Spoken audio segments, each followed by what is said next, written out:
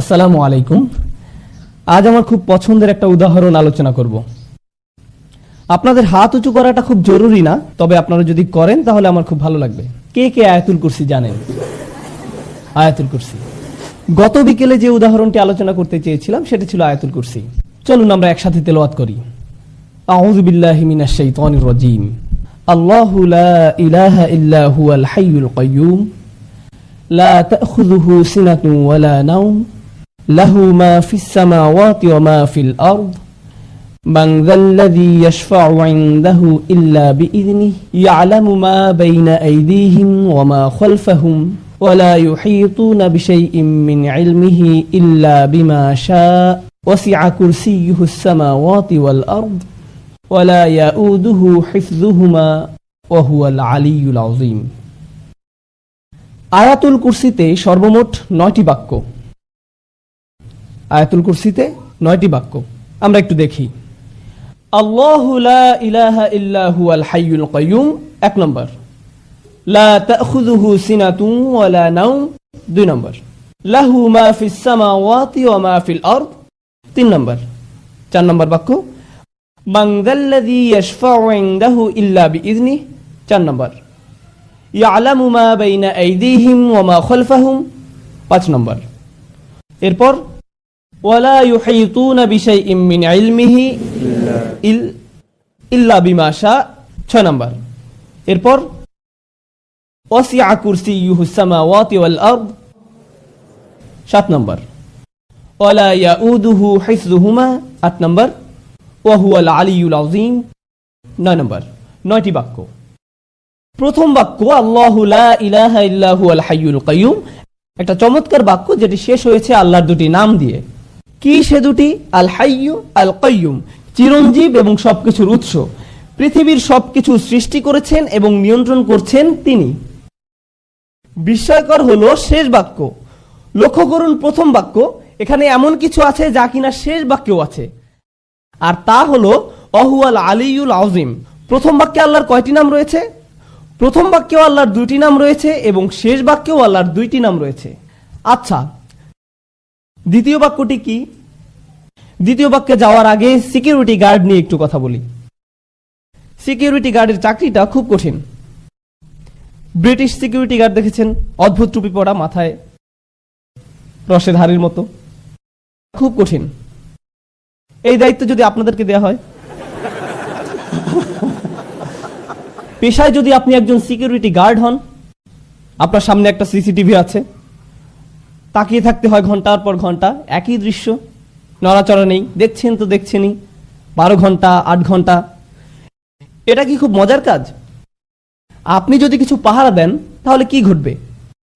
আপনি ক্লান্ত হয়ে পড়বেন, আপনার ঘুম আসবে। যেমন সিনেমা হলের গার্ডদের কথা ধরুন। আপনারা তো ধার্মিক, আপনারা অবশ্য সিনেমা দেখেন না, যদি অনেকে দেখে।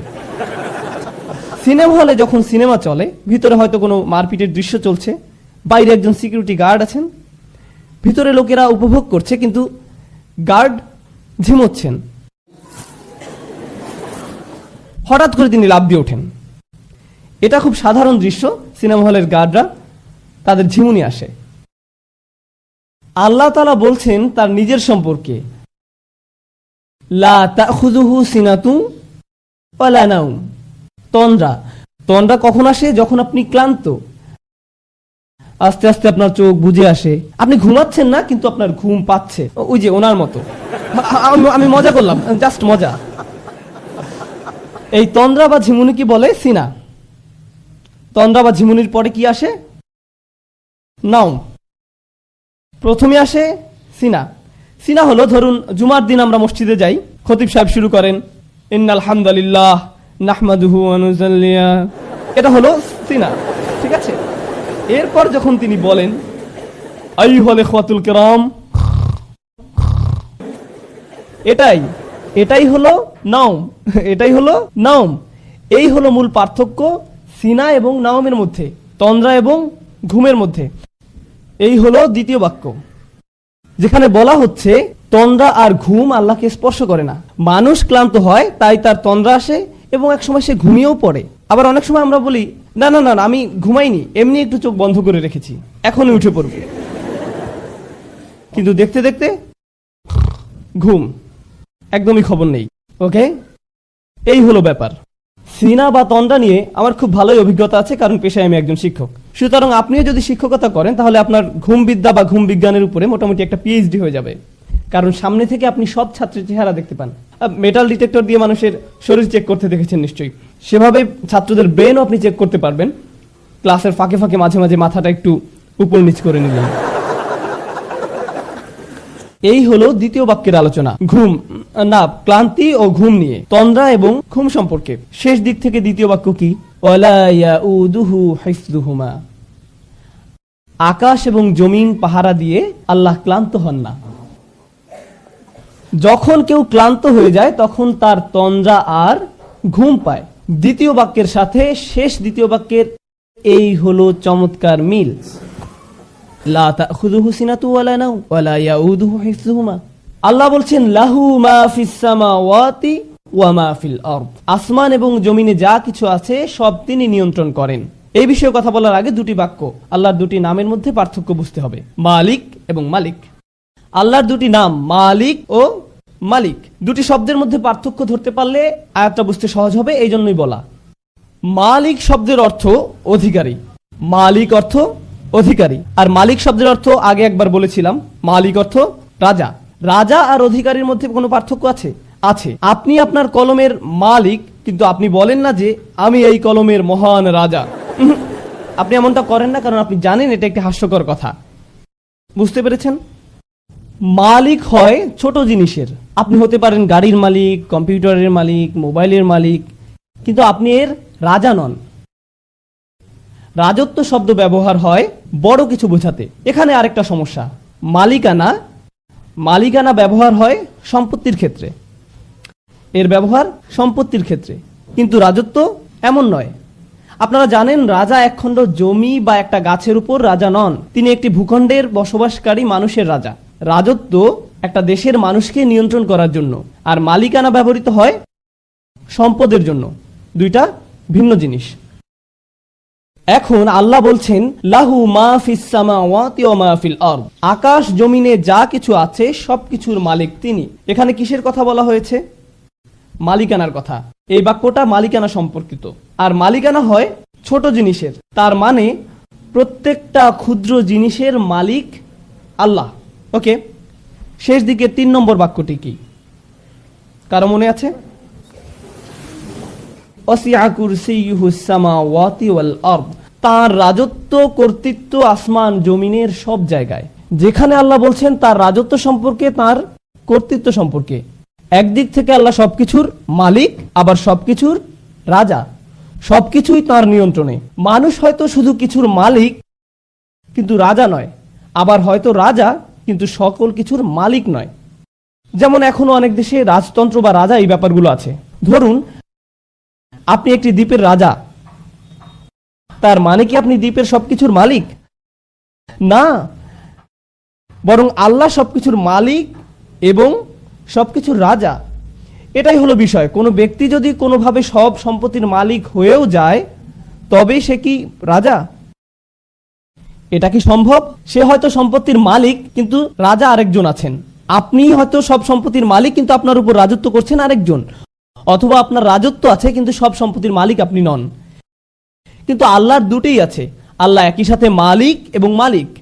আল্লাহ তার মালিকানার কথা বলছেন এভাবে, লাহু মা ফিস সামাওয়াতি ওয়া মা ফিল আরদ, তৃতীয় বাক্য। আর তার রাজত্বের কথা বলছেন ওয়াসিআ কুরসিয়ুহুস সামাওয়াতি ওয়াল আরদ। আচ্ছা, এবার চতুর্থ বাক্য কি? পিছন থেকে পড়ে আসি। আল্লাহু লা ইলাহা ইল্লা হুয়াল হাইয়ুল কাইয়্যুম লা তাখুযুহু সিনাতুন ওয়ালা নাওম লাহু মা ফিস সামাওয়াতি ওয়া মা ফিল আরদ। এরপর মান যাল্লাযী ইয়াশফাউ ইনদাহু ইল্লা বিইযনিহি, আল্লাহ বলছেন কে আছে তার কাছে তার অনুমতি ছাড়া শাফায়াত করবে। লক্ষ্য করুন, শাফা কি? শাফা শব্দের সহজ অর্থ হলো মধ্যস্থতা। আরো সহজ করে বললে শাফা মানে কারো মাধ্যমে যোগাযোগ করা। আরো সহজ করে বললে শাফা মানে কারো মাধ্যমে সুপারিশ করা। শাফা মানে আপনি চাকরি হারাতে বসেছেন, কিন্তু আপনার চাচা বা মামা ম্যানেজার, তিনি বললেন না না না না না, সে থাক, সে ভালো, তাকে রাখা যায়, সে ভালো। এটাই হলো শাফা। কিয়ামতের দিন যখন আমরা চরম বিপদগ্রস্ত থাকব, তখন কেউ একজন এসে বলবে, না না না না, সে থাক, সে আমার সাথে, তার জন্য সহজ করুন।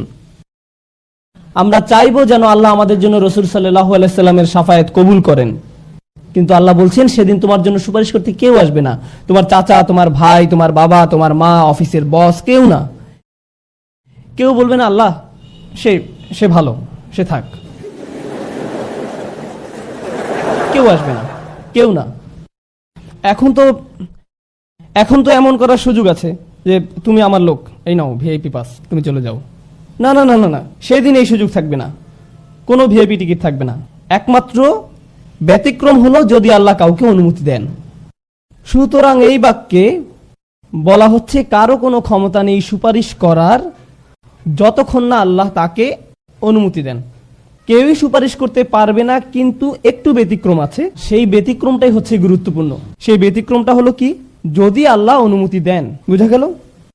আচ্ছা, ওয়ালা ইউহিতুনা বিশাইইম মিন ইলমিহি, তারা কিছুই জানে না, তারা তার জ্ঞানের পরিধির কিছুই জানে না, ইল্লা ছাড়া, বিমা শা। চতুর্থ এবং ষষ্ঠ বাক্য দুটোই হলো আল্লাহর ঘোষণা এবং ব্যতিক্রম হিসাবে তার দেয়া সুযোগ সম্পর্কে। তার ঘোষণা হলো কারো সুপারিশ করার ক্ষমতা নেই, কিন্তু ব্যতিক্রম হলো যাকে আল্লাহ অনুমতি দেন। তাদের কোনো জ্ঞান নেই, কিন্তু ব্যতিক্রম হলো যাকে তিনি জ্ঞান দিতে চান সে। অন্যথায় তারা কিছুই জানে না। ওয়ালা ইউহিতুনা বিশাইইম মিন ইলমিহি ইল্লা বিমা শা। চতুর্থ আর ষষ্ঠ বাক্যের এই হলো চমৎকার মিল। প্রথম আর নবম বাক্য, দ্বিতীয় আর অষ্টম, তৃতীয় আর সপ্তম, চতুর্থ আর ষষ্ঠ। কি বাকি আছে? মধ্যের বাক্য। তিনি বলছেন ইয়ালামু মা বাইনা আইদিহিম ওয়া মা খালফাহুম। তিনি বলছেন তিনি মানুষের সামনে এবং পেছনে যা আছে সব জানেন। তিনি জানেন আয়াতের পেছনে যা ছিল এবং সামনে যা আছে। তিনি আয়াতের মাঝখানে এই বাক্যটা দিলেন আর বলছেন সামনে পেছনে যা আছে আমি জানি। কে এভাবে বলতে পারেন? কে পারেন? সুবহানাল্লাহ। এভাবেই আল্লাহ তার কথা বলেন, এভাবেই আল্লাহ তার বক্তব্য তুলে ধরেছেন। কেন আমরা বুঝতে পারি না? সমস্যাটা কোথায়? কারণ আমরা কোরআনকে একটা সাধারণ বইয়ের মতো পড়ে যাই, আমরা একটা সাধারণ লেখার মতো পড়ে যাই। আমরা গণনা করি 1 2 3 4 5 6 7 8 9। সাহাবায়ে কেরামরা কি এমনটা করেছেন? নাকি রাসূল সাল্লাল্লাহু আলাইহি ওয়াসাল্লাম তাদেরকে বলেছেন লক্ষ্য করো বাক্য নম্বর 1, বাক্য নম্বর 9, 2 নম্বর আর 8 নম্বর, 3 নম্বর আর 7 নম্বর? না, কারণ তিনি শুধু কোরআন বলে গেছেন, বক্তব্যের মতো তিনি শুধু কোরআন বলে গেছেন। আজ আমরা এটা দেখতে পাই যখন সাহাবায়ে কেরামরা এটা লিখে গেছেন। কোরআন সকল বক্তব্যের চেয়ে সম্পূর্ণ নির্ভুল, এমনকি এটা বক্তব্য হওয়া সত্ত্বেও। আর কখন ভুল হওয়ার সম্ভাবনা বেশি থাকে? কিছু লিখলে না বললে। একবার কিছু লিখে ফেললে আর সেটা ফেরানোর উপায় নেই। যেমন ইউটিউবে একবার কিছু আপ করে ফেললে যা হয় আর কি। ধরুন যদি আপনি কাউকে একটা খারাপ মেইল লিখলেন, এরপর পাঠানোর আগে ভাবলেন এটা পাঠানো ঠিক হবে কিনা, এরপর ঈদ মুবারক লিখে পাঠিয়ে দিলেন। একবার সেন্ড করে দিলে আর ফেরাতে পারবেন না। পাঠিয়ে দিলেন তো দিলেনই, এরপর আর পাল্টানোরও সুযোগ নেই বা ফেরানোরও কোনো সুযোগ নেই। আল্লাহ সুবহানাহু ওয়া তাআলা কোরআনকে লিখিত অবস্থায় নাজিল করেননি, তিনি এটা বক্তব্য আকারে নাজিল করেছেন। এটা বক্তব্য আকারে নাজিল করেছেন। আপনারা জানেন আমি ভাষাবিদদের সাথে কথা বলেছিলাম, অমুসলিম ভাষাবিদ। তারা এটা বিশ্বাস করতে অস্বীকার করেছে যে কোরআন বক্তব্য। তারা অস্বীকার করেছে, বলেছে অবশ্যই এটা লিখিত। আমি বললাম হ্যাঁ এটা লিখিত, তবে পৃথিবীতে না, এটা লাউহে মাহফুজে লিখিত আছে। কিন্তু রাসূলুল্লাহ সাল্লাল্লাহু আলাইহি ওয়াসাল্লামের উপর নাজিল হয়েছে বক্তব্য আকারে। যেটা শুনবে সে বিশ্বাস করতে বাধ্য যে এটা মানুষের বক্তব্য হতে পারে না। বারাকাল্লাহু লি ওয়া লাকুম। আসসালামু আলাইকুম।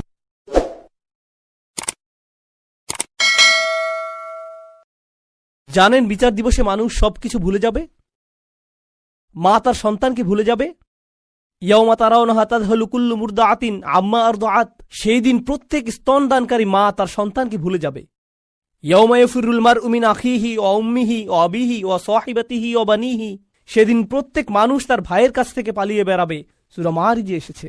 ওয়া ফাসিলাতিল্লাতি তুই, তার মা, তার স্ত্রী, তার সন্তান, তার অভিভাবক, তার গোটা গোত্র, সে তাদের সবার কাছ থেকে পালিয়ে বেড়াবে। সে কারো সাথে কোনো কিছু করতে চাইবে না।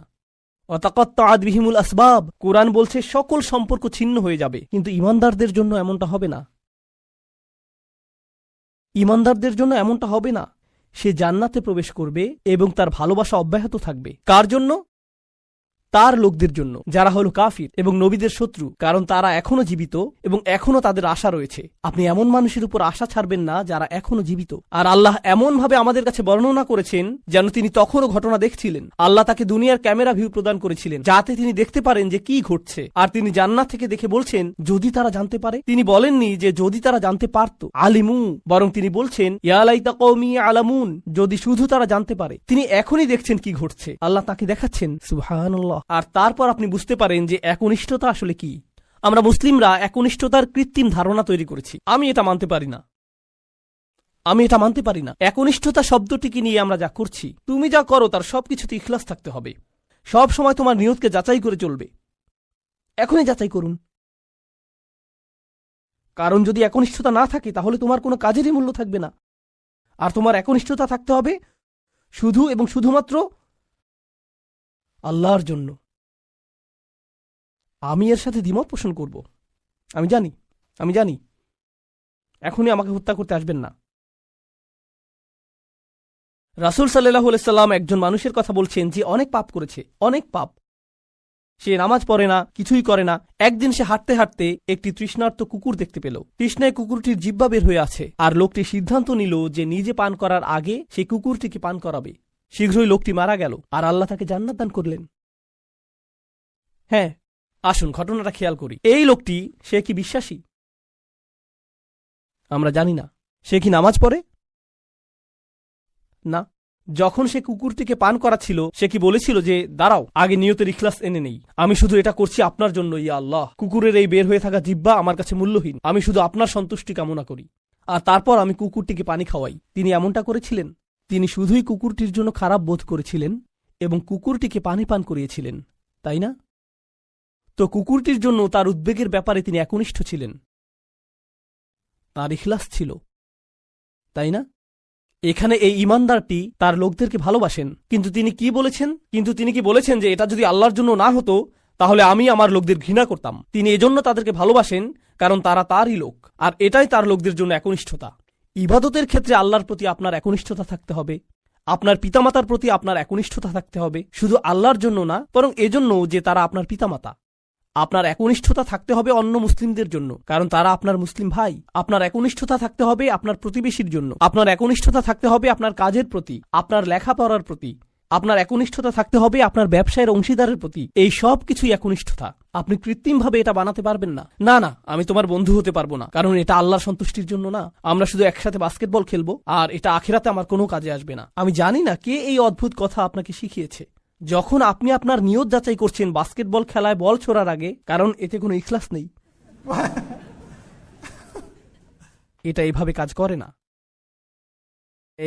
করে না। আমাদের নিয়তের পরিচ্ছন্নতা থাকতে হবে, এটা নিশ্চিত। আমাদের নিয়তকে পুনরায় যাচাই করতে হবে, এটা নিশ্চিত। একনিষ্ঠতার গণ্ডি আল্লাহর প্রতি একনিষ্ঠতার চেয়েও অনেক বেশি। এই একনিষ্ঠতা তার সকল সৃষ্টির প্রতিও প্রযোজ্য। মানুষের প্রতি আপনার নিয়ত পরিচ্ছন্ন থাকতে হবে, কৃত্রিমভাবে নয়। তো এই ছিল তার নিজের লোকদের প্রতি ভালোবাসা, এমনকি জান্নাতে যাওয়ার পরও। এখানে আল্লাহ আসলে বর্ণনা করছেন যে মানুষের প্রতি ভালোবাসা হলো জান্নাতি মানুষের গুণ। আমি আবারও বলছি, নিজের লোকদের প্রতি ভালোবাসা হলো জান্নাতি মানুষের গুণ। তো যখন আপনি এমন মুসলিম দেখেন যারা সব সময় মানুষের প্রতি রাগান্বিত, তারা সব সময় অন্য মুসলিমদের প্রতি রাগান্বিত, তারা নিজেদের পরিবারের প্রতি রাগান্বিত, তারা সবচেয়ে বেশি রাগান্বিত অমুসলিমদের প্রতি, তারা রাগান্বিত এবং রাগান্বিত, এটা জান্নাতি মানুষের গুণ না। ইয়া লাইতা কওমি ইয়ালামুন। এখন তিনি এই বক্তব্যটি দিলেন তার লোকদের প্রতি। আমরা এমনকি তার নামও জানি না, আর তার কথাগুলো কিয়ামত পর্যন্ত পাঠ করা হবে। এখন আপনার এবং আমার কথোপকথনগুলোর কথা ভাবুন। আমরা কথা বলি আইফোন নিয়ে, আমরা কথা বলি গাড়ি নিয়ে, আমরা কথা বলি খেলাধুলা নিয়ে। এই কথাগুলো কোথায় যাবে? এই কথাগুলো কি চিরদিন থেকে যাবে? না। এগুলো কি পৃথিবীতে কোনো কল্যাণ নিয়ে আসবে? না। জানেন এই সম্পর্কে ভাবতে গিয়ে আমি কি উপলব্ধি করছি? আল্লাহর কাছে কথা হলো অমূল্য রত্ন। লোকটি কোনো নবী নন, তবুও তার কথা কোরআনে সংরক্ষিত হয়ে আছে। আল্লাহ কি অন্য জিনিসে সংরক্ষিত রাখেন? অকুল্লা শাইইন আহসাইনাহু ফি ইমামিম মুবিন। আল্লাহ বলছেন যে আমি সবকিছুই সংরক্ষণ করে রাখি। তিনি সবকিছুই সংরক্ষণ করে রাখেন। তো কোন জিনিসটি আপনি সংরক্ষণ করে রাখতে চান? ভালো কিছু, কোনো একনিষ্ঠ পরামর্শ? আপনাকে কি ব্যাপক জ্ঞানের অধিকারী হতে হবে ভালো কিছু বলার আগে? এই মানুষটির কি ভালো কথা বলার আগে অনেক অনেক ডিগ্রির প্রয়োজন হয়েছিল? বিষয়টি জটিল নয়, শুধু ভালো মানুষ হন। লক্ষ্য করুন কেমন চমৎকারভাবে কোরআন সন্নিবেশিত। যখন তিনি জান্নাতে গেলেন আর তিনি বললেন, যদি আমার লোকেরা জানতে পারে। পরের আয়াতে তিনি বলছেন, বিমা গফর আলী রব্বি ওয়া জাআলানি মিনাল মুকরামিন, সেই ক্ষমা যা আমার প্রভু আমাকে প্রদান করেছেন আর আমাকে তাদের অন্তর্ভুক্ত করেছেন যাদেরকে সম্মানিত করা হয়েছে। তিনি জান্নাতের দুটি জিনিসের কথা বলছেন, ক্ষমা এবং সম্মান। সূরার শুরুতে এসেছে ফাবাশশিরহু বিমাগফিরাতিন ওয়া আজরিন কারীম। সূরার শুরুতে আল্লাহ বলছেন, কোন এক স্থানের সেই একাকী ঈমানদারদেরকে অভিনন্দন প্রদান করো যে সে পাবে ক্ষমা এবং সম্মানসূচক প্রতিদান। মনে আছে সেটা? ক্ষমা এবং সম্মানসূচক প্রতিদান। এখন সূরার মাঝখানে এই মানুষটি জান্নাতে পৌঁছে গেলেন এবং বললেন, ইয়া আল্লাহ, আপনি আমাকে ক্ষমা প্রদান করেছেন এবং সম্মানিতদের অন্তর্ভুক্ত করেছেন। পুনরালোচনা, নিখুঁত পুনরালোচনা, এটাকে বলা হয় কুরআনের ইহকাম ওয়াল কুরআনিল হাকিম। এই আয়াতগুলো নিয়ে শেষে একটি বিষয় আমি আসলেই ভালোবাসি, তা হল যখন তিনি তার লোকদের সাথে কথা বলছিলেন তিনি বললেন, ইন্নী আমানতু বিরব্বিকুম, আমি ঈমান এনেছি তোমাদের প্রভুর প্রতি, আমি ঈমান এনেছি তোমাদের প্রভুর প্রতি। কিন্তু যখন তিনি জান্নাতে প্রবেশ করলেন তিনি বললেন, বিমা গফর লি রব্বি, আমার প্রভু। একই মানুষের কথা। এখন তিনি বলছেন আমার প্রভু। যখন তিনি জান্নাত দেখলেন, যখন তিনি জান্নাতে প্রবেশ করলেন, যখন তিনি ক্ষমা লাভ করলেন, যখন তিনি আল্লাহ প্রদত্ত সম্মানের অধিকারী হলেন। প্রসঙ্গক্রমে কারো দ্বারা সম্মানিত হওয়ার অর্থ কি? কিভাবে আপনি কারো দ্বারা সম্মানিত হতে পারেন বলতে পারেন আমাকে? স্বীকৃতি পাওয়া। হ্যাঁ, কারো স্বীকৃতি পাওয়া। কেউ আপনাকে অভিবাদন জানালো, কেউ আপনার সাথে কর্মর্দন করতে আসলেন, এটা দ্বারা তিনি আপনাকে সম্মানিত করলেন, তাই না? আমি এখনই বলে দিচ্ছি, সামনের আয়াতগুলোতে এটা আসবে। সেখানে আল্লাহ বলছেন, সালামুন কওলাম মির রব্বির রহিম, এই সূরাতেই। আরো পরে আল্লাহ বলছেন, তিনি তোমাদেরকে বলবেন সালাম। তো শুরুতে তিনি বলছেন, আমি তোমাদেরকে প্রদান করব সম্মানিত প্রতিদান, সম্মানিত প্রতিদান, সম্মানিত প্রতিদান। সেই সম্মানিত প্রতিদানটি কি? কতটা সম্মানিত এটা হতে পারে? আমি কি একটা মেডেল পাবো? কোনো সার্টিফিকেট দেয়া হবে পরীক্ষায় পাশ করার পর যেমনটা দেয়া হয়? কি সার্টিফিকেট আপনি পাবেন? আপনি পাবেন সালাম, আল্লাহর পক্ষ থেকে। এটাই আপনি পাবেন। তো যখন তিনি তা পেলেন তিনি ভুলে গেলেন যে এই প্রভু অন্য কারো প্রভু, তিনি শুধু তারই প্রভু। আমার প্রভু আমাকে ক্ষমা প্রদান করেছেন, আমার প্রভু আমাকে সম্মানিতদের অন্তর্ভুক্ত করেছেন, তিনি আমার প্রভু এবং শুধুই আমার প্রভু। সুবহানাল্লাহ।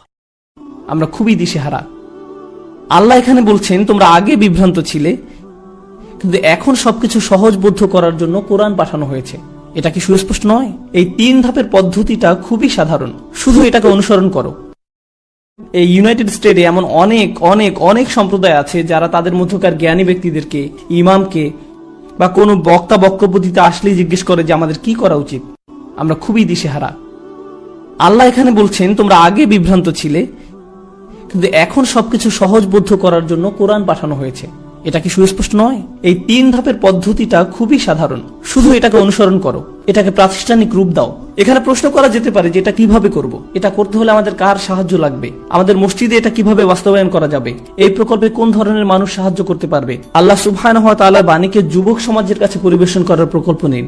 মহিলাদের হালাকায় এটা উপস্থাপন করুন, বয়স্কদের কাছে